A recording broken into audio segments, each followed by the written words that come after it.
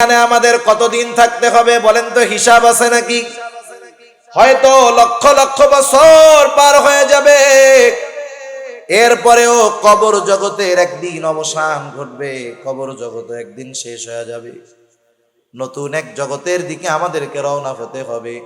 আল্লাহ তাআলা কোরআনুল কারীমের মধ্যে বলেন, ওয়ানুফিখা ফিস সূরি ফাসাইকা মান ফিস সামাওয়াতি ওয়া মান ফিল আরদ সুম্মা নুফিখা ফীহি উখরা ফাইযা হুম কিয়ামুন ইয়ানদুরুন। আল্লাহ রাব্বুল আলামিনের আদেশে ইসরাফিল আলাইহিস সালাম সিংহায় ফুৎকার দিবে।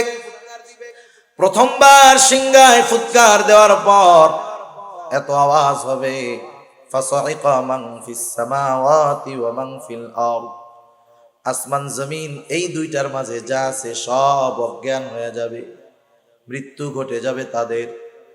এরপরে দীর্ঘকাল পর আল্লাহ তাআলার আদেশে ইসরাফিল আলাইহিস সালাম আরেকটা সিংহায় ফুৎকার দিবে। আল্লাহ তাআলা বলেন, সুম্মা নুফিখা ফীহি উখরা ফাইযা হুম কিয়ামুন ইয়ানদুরুন।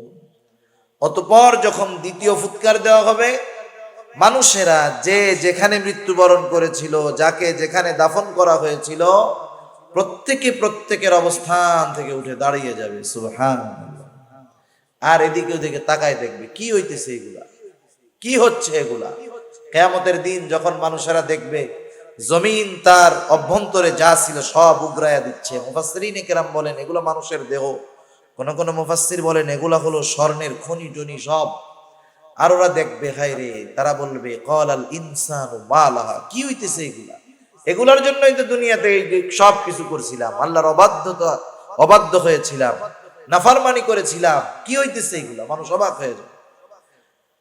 আল্লাহ তাআলা কোরআনুল কারীমের মধ্যে আরেক জায়গায় বলেন, মানুষেরা যখন কিয়ামতের দিন উঠবে, শুধু তাই না, আল্লাহ রাব্বুল আলামিন তাদের রবের দিকে তারা ছুটতে থাকবে। নতুন এক জগতে পদার্পণ, ছিলাম আলমে বরজখ, এখন উঠে গেলাম হাসরের ময়দানে। এটাও মনে করেন একটা মঞ্জিল। এই মঞ্জিলের বিশালতা কত বড়! আল্লাহ রাব্বুল আলামিন কোরআনুল কারীমের মধ্যে বলেন, ইয়াউমান কানা মিকদারুহু 50,000 সানা, কিয়ামতের এক একটা দিনের মেয়াদ দুনিয়ার 50,000 বছরের সমান। একটা সময় বিচার আচার হবে, মানুষেরা প্রথমে তো দুই ভাগে ভাগ হবে। আল্লাহ তাআলা বলেন, ফারিকুম ফিল জান্নাহ ওয়া ফারিকুম ফিস সাঈর, একটা দল জান্নাতি আর একটা দল জাহান্নামী। জান্নাতের মধ্যে থাকবে দুই অবস্থা, একদল থাকবে বেঈমান, তারা অনন্তকাল জাহান্নামী, আর এক দল থাকবে ঈমানদার তবে গুনাহগার নাফরমান। এই মানুষগুলা পাপের শাস্তি ভোগ করার পর ঈমানের কারণে তারাও জান্নাতে প্রবেশ করবে। এইবার যারা জান্নাতি অনন্তকাল জান্নাতি, এইবার যারা জাহান্নামী অনন্তকাল জাহান্নামী। এই জান্নাতি এদের অবস্থান জান্নাতে শুরু হবে, শেষ হবে না। জাহান্নামে যারা অবস্থান করবে অনন্তকাল অবস্থান করবে, সময় শেষ হবে না। এই যে মঞ্জিলগুলা গেল, কথা বুঝতেছেন আপনারা? সজাগ আছেন তো? এই যে মঞ্জিলগুলা গেল, রূহের জগৎ, দুনিয়ার জগৎ, কবর জগৎ, কিয়ামত দিবস, জান্নাত অথবা জাহান্নাম, এই মঞ্জিলগুলা আমাদের অতিক্রম করা লাগবে। একটা করছি, সামনে আরো করতে হবে। বলেন তো, সবচাইতে কম সময় কোন মঞ্জিলে থাকা হয়? একটু জোরে বলেন না, কোথায়? 60-70 বছর। পরীক্ষার হলের সময় কম না বেশি? একটা সাবজেক্ট পড়ে 2 বছর, পরীক্ষা দেয় 3 ঘন্টা। সেজন্য দুনিয়ার হায়াত কম, কিন্তু এই হায়াতের দামটা বেশি। সেজন্য যদি দুনিয়ার এই হায়াত আমরা কাজে লাগাতে পারি, অনন্তকালের সফলতা অর্জন করা যাবে। এজন্য অনন্তকালের সফল যদি হতে হয়, দুনিয়ার সময়টাকে কাজে লাগাতে হবে, ঠিক কিনা বলেন? এখন তাহলে অনন্তকালের সফলতা আমরা কিভাবে অর্জন করতে পারি? সূরা আলে ইমরানের সর্বশেষ আয়াতে আল্লাহ রাব্বুল আলামিন আমাদেরকে বলেন, ইয়া আইয়ুহাল্লাযীনা আমানু, আল্লাহ তাআলা বলেন, হে ঈমানদারেরা, ইসবিরু, তোমরা সবর করো। শুধু সবর করলে হবে না, ওয়াসাবিরু, সবরের উপরে তোমরা অটল থাকো। ওয়ারাবিতু, সর্বদা জিহাদের জন্য প্রস্তুত থাকো। 4 নাম্বার, ওয়াত্তাকুল্লাহ, আল্লাহ তাআলাকে ভয় করো। কেন এই 4 গুণ আমরা অর্জন করব? আল্লাহ তাআলা বলেন, লাআল্লাকুম তুফলিহুন, যাতে তোমরা শুধু মুমিন নয়, সফল মুমিন হতে পারো। সফল কারা? জান্নাতে যাবে যারা। সফল কারা? জান্নাতে যাবে যারা। আমরা সবাই সফল হইতে চাই না? সবাই চাই তো? আল্লাহ কবুল করুন। তাহলে 1 নাম্বার গুণ হলো, যদি সফল হতে চাই, আল্লাহ তাআলা বলেন, হে ঈমানদারেরা, ইসবিরু, তোমরা সবর করো। সবর, সবর বলতে আমরা কি বুঝি? সবর কোথায় করব, কিভাবে করব, আমাদের অনেকের জানা নাই। অনেক সময় আমরা মনে করি বিপদ আপদ মুসিবত কষ্ট ক্লেশ এখানেই মনে হয় শুধু সবর। সবর মনে হয় আর কোনো জায়গায় নাই। কিন্তু তাফসিরে মারিফুল কোরআন সহ দুনিয়ার যত প্রসিদ্ধ তাফসির রয়েছে, প্রত্যেকটা তাফসিরের মধ্যে মুফাসসিরিন ইকরাম জানায় দেন, সবর শুধু বিপদ আপদ মুসিবতের মধ্যে নয়, সবর হবে 3 জায়গায়। কয় জায়গায় হবে সবর? 3 জায়গায়। 1 নাম্বার সবর হবে সবরুন আলাত তাআত, আনুগত্যের মধ্যে সবর। আনুগত্যের মধ্যে হবে সবর, তথা সবরুন আলাল ইবাদাহ, ইবাদতের মধ্যে সবর। কারণ আনুগত্যটাই হলো ইবাদত। আল্লাহ এবং রাসূলের পরিপূর্ণ আনুগত্য যারা করে তারাই মূলত ইবাদত করে। সেই জন্য আল্লাহ তাআলার যত আদেশ আছে নিষেধ আছে সবগুলা বিনা যুক্তিতে বিনা চিন্তায় মেনে নেওয়ার নাম হলো আনুগত্যতা। আল্লাহ তাআলা যেটা করতে বলছেন সেটা করা, যেটা নিষেধ করেছেন সেটা থেকে বিরত থাকা, সোজা কথা, শেষ। এরপরে 2 নাম্বার সবর হবে সবরুন আনিল মাআসি, পাপের ক্ষেত্রে সবর। আমরা তো অনেক সময় মনে করি যে সবর মনে হয় বিপদ আপদ মুসিবতে সবর, তাইলে আবার গুনাহ থেকে সবর কেমনে হয়? রাসূল আকরাম সাল্লাল্লাহু আলাইহি ওয়াসাল্লামের একটা নসিহতওয়ালা হাদিস আছে। হযরত আবু হুরায়রা রাদিয়াল্লাহু তাআলা আনহু হতে হাদিসটা বর্ণিত। রাসূলুল্লাহ সাল্লাল্লাহু আলাইহি ওয়াসাল্লাম হযরত আবু হুরায়রা রাদিয়াল্লাহু তাআলা আনহুকে 5টা নসিহত করেছেন। ওই হাদিসের মধ্যে প্রথম আছে, ও আবু হুরায়রা, তুমি মানুষের মধ্যে সবচাইতে বড় আবেদ হতে পারবা কেমনে? আমরা তো মনে করি নামাজ যে বেশি পড়ে সে বড় আবেদ, তাহাজ্জুদ যে বেশি পড়ে সে বড় আবেদ, নফল কোনটা বাদ যায় না সে বড় আবেদ। কিন্তু নবীজি বেশি নামাজ পড়নে ওয়ালা, তাহাজ্জুদ গুজারি, আওয়াবিন ইশরাক সব পড়ে, তাকে আবেদ বলেন নাই। নবীজি বললেন, ও আবু হুরায়রা, ইত্তাকিল মাহারিমা তাকুন আবাদান নাস। নবীজি বললেন, আবু হুরায়রা, তুমি নিষিদ্ধ বিষয়সমূহ থেকে বেঁচে থাকো, তাহলে কি হবে? তুমি মানুষের মধ্যে সবচাইতে বড় আবেদ হয়ে যাবে। সুবহানাল্লাহ। তাহলে দেখেন, ইবাদতের মাধ্যমে আবেদ হয় না, গুনাহ ত্যাগ করার মাধ্যমে আবেদ হয়, ঠিক কিনা বলেন? এজন্য দেখবেন যখন আমরা কোনো আল্লাহওয়ালার কাছে যাই, ওনারা ইবাদত করার চাইতে গুনাহ ছাড়ার ব্যাপারে আগে গুরুত্ব দেন বেশি। রাসূল আকরাম সাল্লাল্লাহু আলাইহি ওয়াসাল্লাম একদিন ফজরের নামাজের সময় মসজিদে নববীর মধ্যে বসে আছেন, সব সাহাবারা নামাজের জন্য উপস্থিত। রাসূল আকরাম সাল্লাল্লাহু আলাইহি ওয়াসাল্লাম হঠাৎ করে বলতেছে, শোনো, এখন যেই ব্যক্তি দরজা দিয়ে প্রবেশ করবে সে জান্নাতি। নবীজির জবান দিয়ে বের হয়েছে সে জান্নাতি, কোনো সন্দেহ নাই। সবার নজর দরজার দিকে, কোন আল্লাহর বান্দা এখন দরজা দিয়ে ঢুকে সৌভাগ্যবান ব্যক্তি, সবাই দেখতে চায়। সবাই তাকায় দেখে এক আল্লাহর বান্দা ঢুকছে, ওযু করছে, বোঝা যায় এখনো দাড়ি ভেজা পানি পড়তেছে, বাম হাতের মধ্যে জুতা। আল্লাহর বান্দা ভেতরে ঢুকলেন, প্রথম দিন গেল, আবার পরের দিন আল্লাহর নবী বলতেছে, এখন যেই ব্যক্তি দরজা দিয়ে ঢুকবে সে জান্নাতি। সবার নজর দরজার দিকে, কে সেই সৌভাগ্যবান ব্যক্তি। এবার তাকায় দেখে বিগত দিন যেই ব্যক্তি দরজা দিয়ে ঢুকেছিল আজকেও সে ঢুকছে। আগের দিন যেমন ওযু করছে দাড়ি থেকে পানি পড়তেছে, আজকেও দাড়ি থেকে পানি পড়ে। দ্বিতীয় দিন চলে গেল, তৃতীয় দিন আবার নবীজি বলতেছেন, শোনো, এখন যেই ব্যক্তি দরওয়াজা দিয়ে ঢুকবে সে জান্নাতি। সবার নজর আবার দরজার দিকে।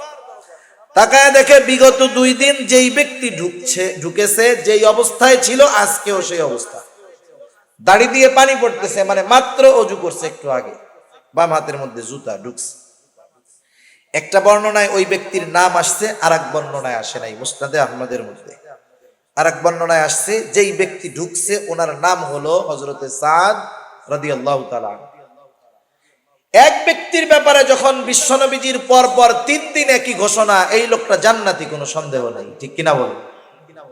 একজন সাহাবী আব্দুল্লাহ ইবনে আমর ইবনুল আস রাদিয়াল্লাহু তাআলা, উনি চিন্তা করলেন কোন স্পেশাল আমলের কারণে নবীজি পর 3 দিন তার ব্যাপারে এমন ঘোষণা দিলেন।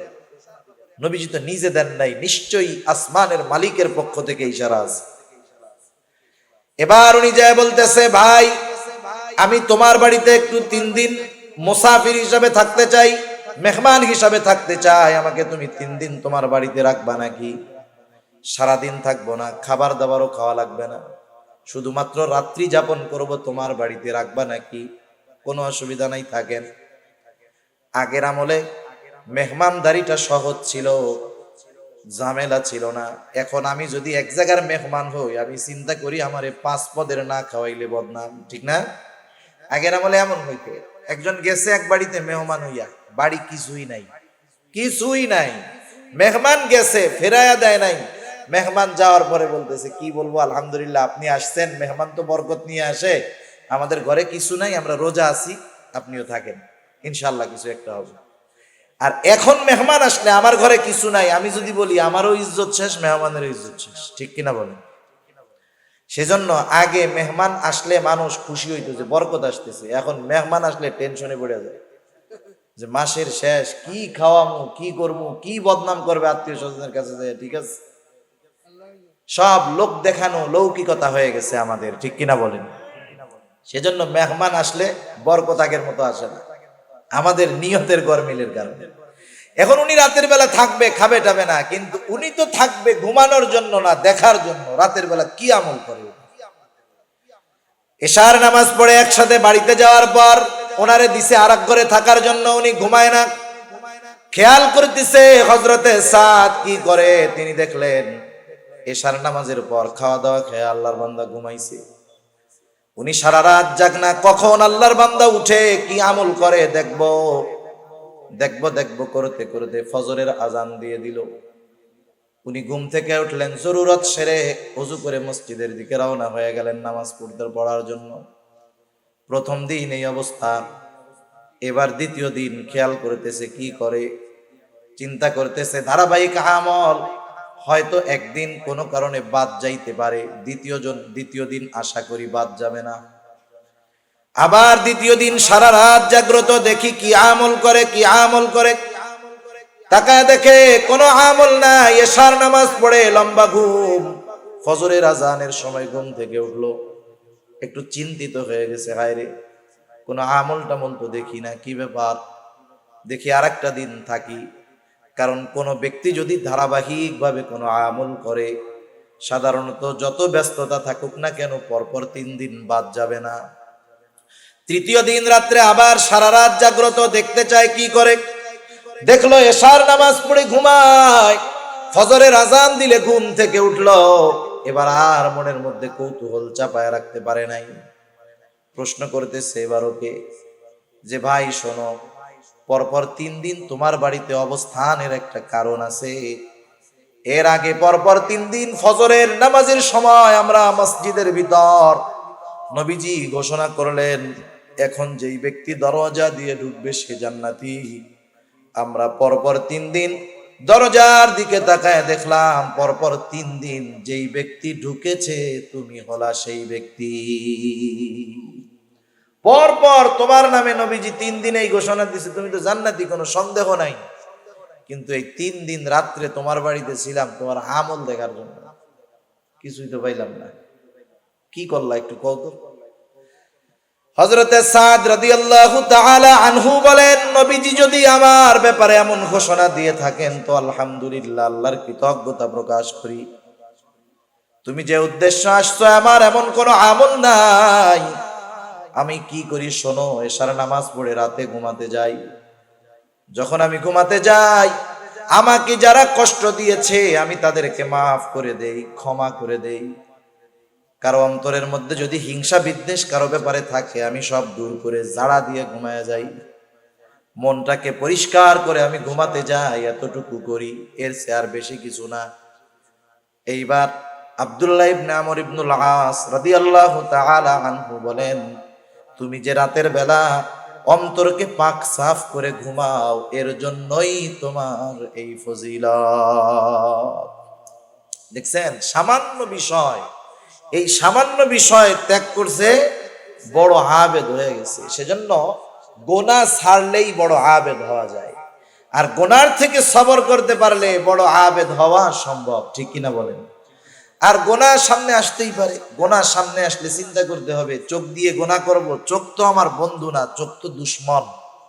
হাত দিয়ে গোনাহ করব, হাত তো আমার বন্ধু না, হাত তো আমার দুশ্মন। কারণ এরা কিয়ামতের দিন আল্লাহ তাআলা এদের জবান খুলে দিবে, আর ওরা সেই দিন সব কথা বলে দিবে আমার কথা। কান দিয়ে আমি গোনাহ শুনতেছি, গান শুনতেছি, কান আমার দুশ্মন, কিয়ামতের দিন ওরা বলে দিবে। আমি যখন প্রত্যেকটা গোনাহ সামনে আসলে এই চিন্তাটা শুধু করব যে আমার আল্লাহ দেখতেছে, 2 কাঁধের ফেরেশতা দেখতেছে, যা কথা বলতেছি আর এক ফেরেশতা রেকর্ড করতেছে। এই হাত পা অঙ্গ প্রত্যঙ্গ গুলো আমার গোনার সাক্ষী হচ্ছে, জমিন সাক্ষী হচ্ছে, সময় সাক্ষী হচ্ছে। কোথায় যাব আমি? এই চিন্তা বারবার বারবার করলে এক সময় গোনাহ করার সময় চিন্তা আসবে যে না, এটা আর করা যাবে না। যে গোনাহ আমি করতেছি, যেটা দেখতেছি, আমি একা দেখি না, এই ফেরেশতারাও দেখে, ঠিক কিনা? আল্লাহ তাআলা দেখে। যা আমি শুনি এগুলো আল্লাহ তাআলা শোনেন, তাহলে আমি কোথায় যাব? কোনো জায়গায় আমার যাইয়া গুনাহ করার উপায় নাই। এই চিন্তা যখন ভেতরে আমি আস্তে আস্তে ঢুকাবো, তখন গুনার থেকে আমি সবর করতে পারবো, বেঁচে থাকতে পারবো। 3 নাম্বার সবর হলো সবরুন আলাল মাসায়েব, বিপদ আপদ মুসিবতের ক্ষেত্রে সবর। বিপদ আপদ মুসিবত দুনিয়াতে আসবে, এটা স্বাভাবিক, সেই কথাই আল্লাহ তাআলা জানায় দিলেন। আল্লাহ তাআলা বলেন, ওয়ালা নাবলুওয়ান্নাকুম বিশাইইম মিনাল খাউফি ওয়াল জু' ওয়া নাকসিম মিনাল আমওয়াল ওয়াল আনফুসি ওয়াস সামারাত। আল্লাহ রাব্বুল আলামিন 2টা তাকিদ যোগ করে বলেন, ওয়ালা নাবলুওয়ান্নাকুম, আমি অবশ্যই অবশ্যই তোমাদের পরীক্ষা নিব। আল্লাহ তাআলা কত মেহেরবান, কত দয়ালু, শুধু পরীক্ষা নিবেন এই ঘোষণা দিলেন না, পরীক্ষাগুলা কোন কোন পদ্ধতিতে হবে এই সাজেশন গুলাও আল্লাহ তাআলা জানায় দিলেন। সুবহানাল্লাহ বলেন।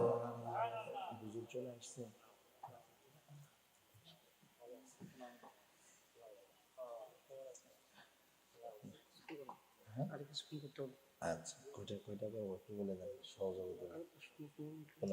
আল্লাহ তাআলা কত মেহেরবান, শুধু যদি বলতেন আমি পরীক্ষা নিব, কিছু বলার ছিল, করার ছিল, আমাদের কিছু করার বা বলার ছিল, বলেন, ছিল না। কিন্তু পরীক্ষাগুলা কিভাবে নেবেন আল্লাহ তাআলা বলে দিলেন। যেমন দেখেন, পরীক্ষার আগে ছাত্ররা ওস্তাদদের কাছে যায়, স্কুলেও যায়, মাদ্রাসায়ও যায়। যার পরে কি বলে যে হযরত কিতাব তো অনেক বড়, একটু দাগায় দেন না, কোন কোন গুলো আসতে পারে। হযরত তো দাগায় দেয়, তাহলে কি হয়, বিশাল কিতাব পরীক্ষার জন্য সব যদি পড়তে হয় কঠিন হয়ে যাবে। একটু সংক্ষিপ্ত যদি হয়ে যায়, সাজেশন যদি পাওয়া যায়, তাইলে প্রস্তুতি নেওয়াটা সহজ হয়, ঠিক কিনা বলেন। আল্লাহ তাআলা কত মেহেরবান, সংক্ষিপ্ত সাজেশন দিয়ে দিয়েছেন। আর যখন কি পরীক্ষা হবে, কোন বিষয়ের পরীক্ষা হবে জানা যায়, ওটার প্রস্তুতিও নেওয়া যায়, ঠিক কিনা। একটা মেধাবী ছাত্র, খুব ভালো ছাত্র, হঠাৎ করে ফজরের নামাজের সময় উঠছে, ওরে বলা হইলো চলো এখনই তোমার এই কিতাবের পরীক্ষা দিতে হবে। ও যত ভালো ছাত্র হোক, মানসিক একটা প্রস্তুতির ব্যাপার আছে। এখানে ওর পরীক্ষা খারাপ হয়ে যাবে।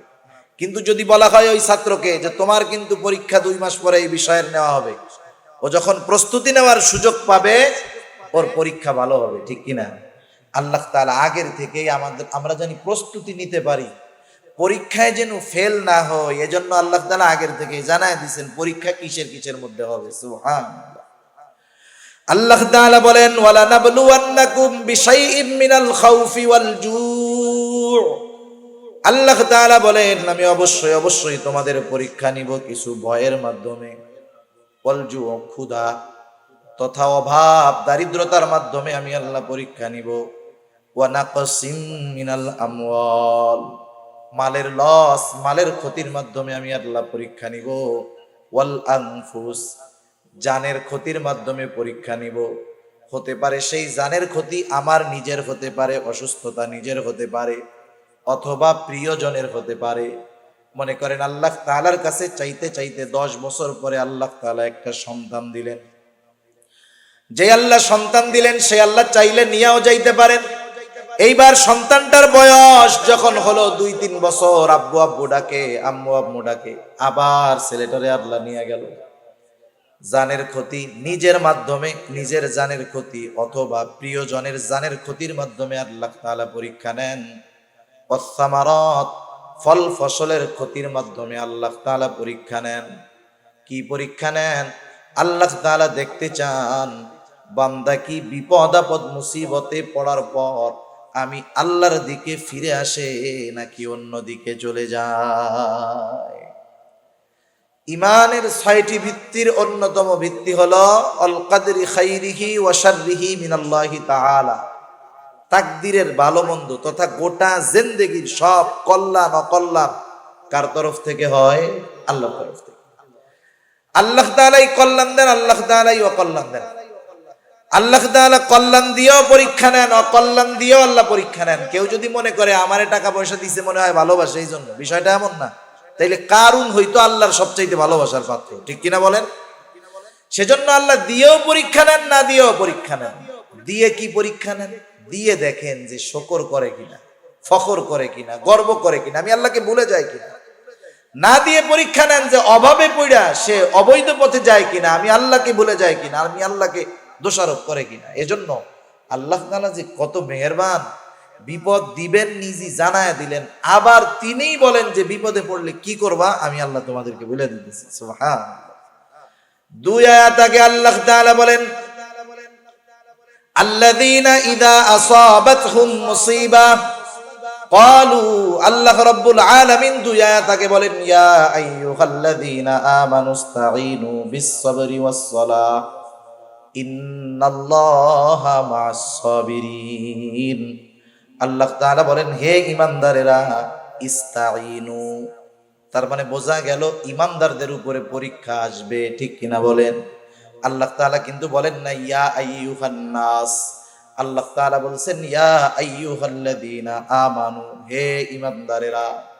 বিপদ আপদ মুসিবত আসবে কি করব? আল্লাহ তাআলা বলেন ইস্তাঈনু, আমি আল্লাহ তাআলার কাছে সাহায্য চাও। কেমনে সাহায্য চাইবা? আল্লাহ তাআলা বলেন বিস-সাবরি ওয়াস-সালাহ, সবর এবং সালাতের মাধ্যমে সাহায্য চাও। যেই মুমিন বিপদ আপদ মুসিবতে সবর এবং সালাত, ধৈর্য এবং নামাজের মাধ্যমে আল্লাহর কাছে সাহায্য চায়, এই মুমিন কিন্তু সাধারণ মুমিন না। কারণ এর পরপরই আল্লাহ তাআলা বলেন ইন্নাল্লাহা মা'আস-সাবিরিন। প্রথমে ডাক দিয়েছেন মুমিন বলে, ডাক দেওয়ার সময় কি বলছে? ইয়া আইয়ুহাল্লাযীনা আমানু। এরপরে বলছে ইমানদারেরা সাহায্য চাও সবর এবং সালাতের মাধ্যমে। এরপরে আল্লাহ তাআলা এইটা বলেন নাই যে ইন্নাল্লাহা মা'আল মুমিনিন, এটা বলেন নাই। তার মানে আল্লাহ তাআলা বললেন যেই মুমিন সবর এবং সালাতের মাধ্যমে সাহায্য চায় সে সাধারণ মুমিন না, সে সবের মুমিন। সুবহান আল্লাহ উপাধি দিয়ে এবার ডাকছে, স্পেশাল উপাধি দিয়ে যে সবের মুমিন। সেজন্য বিপদ আপদ আসবে, আসলে সাহায্য চাইতে হবে কার কাছে? এখন আমরা যে সবের মুমিন হইতে পারলাম কি পারলাম না, এর একটা প্রাথমিক পরিচয় আল্লাহ তাআলা দিয়ে দিয়েছেন। প্রত্যেকটা জিনিসের পরিচয় আছে না? মনে করেন রাস্তা দিয়ে চলতেছেন, কাদার মধ্যে মুরব্বীরা চলে আসছে, এরপরে কথা বলো বেয়াদবি। অল্প সময় আর কাদার মধ্যে চলতেছেন, হাঁটতেছেন, মাঝে মধ্যে পড়ে যায় না মানুষ? পড়ে গেলে কি করে? কেউ কেউ ওরে বাপরে, ওরে মারে।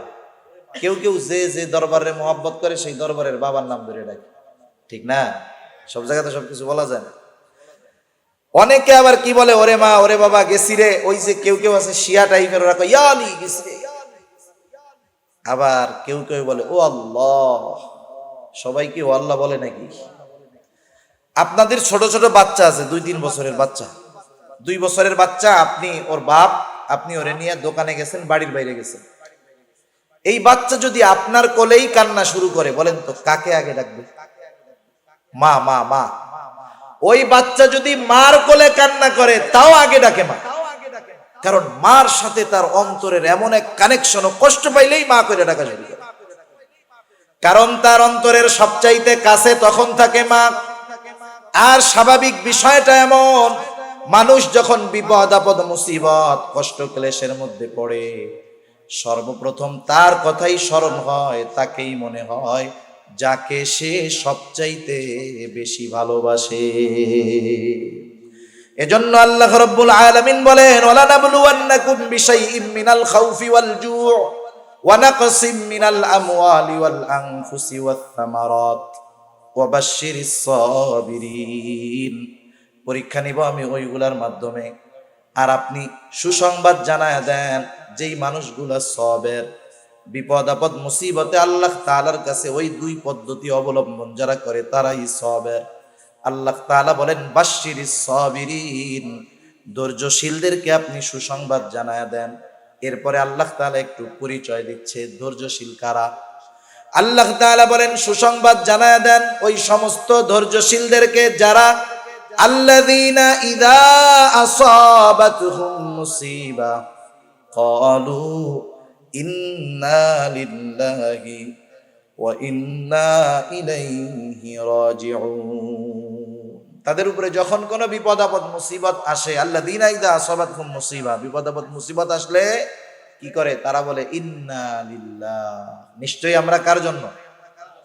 আবার তার কাছেই আমরা ফিরে যাব। আমাদের গ্রাম অঞ্চলের মানুষ অনেকে বুঝে না।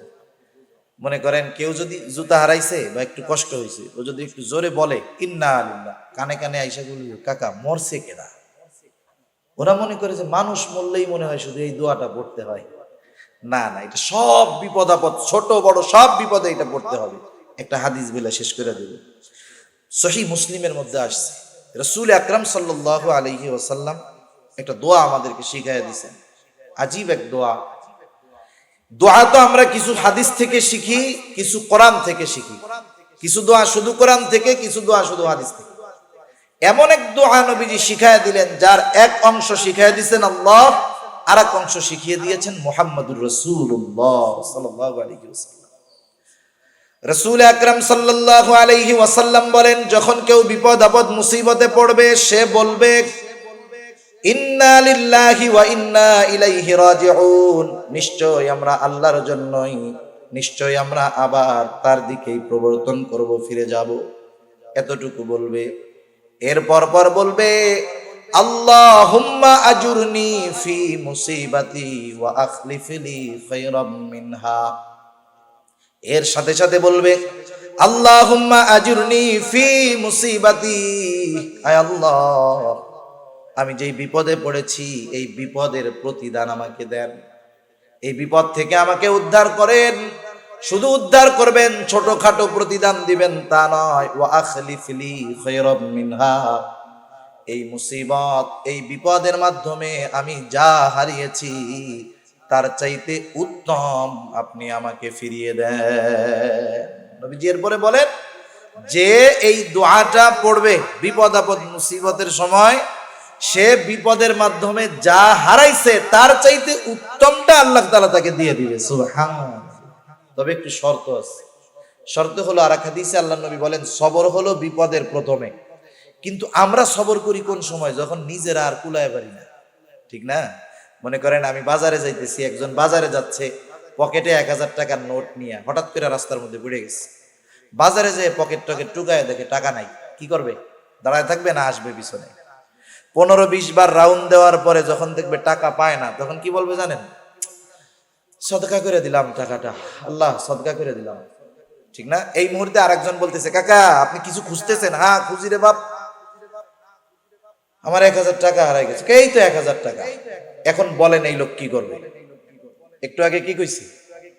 সদকা করে দিলাম। এখন পিছন দিয়ে বলতেছে এই যে তো টাকা, এই লোক কি করবে বলেন তো? তখন আর আল্লাহকে সদকা করছিল এটা আর মনে থাকবে না। তা যাই হোক, বিপদ আপদ মুসিবত যখন একবারে আমরা যখন না পারি তখন আল্লাহর উপরে নিয়ে যাই। কিন্তু উচিত হলো প্রথম থেকেই আল্লাহর উপরে ভরসা করা, শরীয় সমর্থিত পন্থায় চেষ্টা করা। কিন্তু ওই চেষ্টা যে আমার সফলতা আনতে পারবে তা না, বরং সফলতা দিবেন কে? আল্লাহ তাআলা। যেমন 1 মিনিট আর শেষ করে দিই। হাসপাতালে যখন কোনো রোগী অসুস্থ থাকে, অনেক সময় আপনাদের কাছে আমাদের কাছে দোয়া চাই, বলে হুজুর আমার আব্বার অমুক দিন অপারেশন, একটু দোয়া করেন আল্লাহ তাআলা জানি অপারেশনটা সাকসেসফুল করে। অথবা রুগী ডাক্তার অপারেশন থিয়েটারে অপারেশন চলতেছে, দোয়া চাই কি কইরা?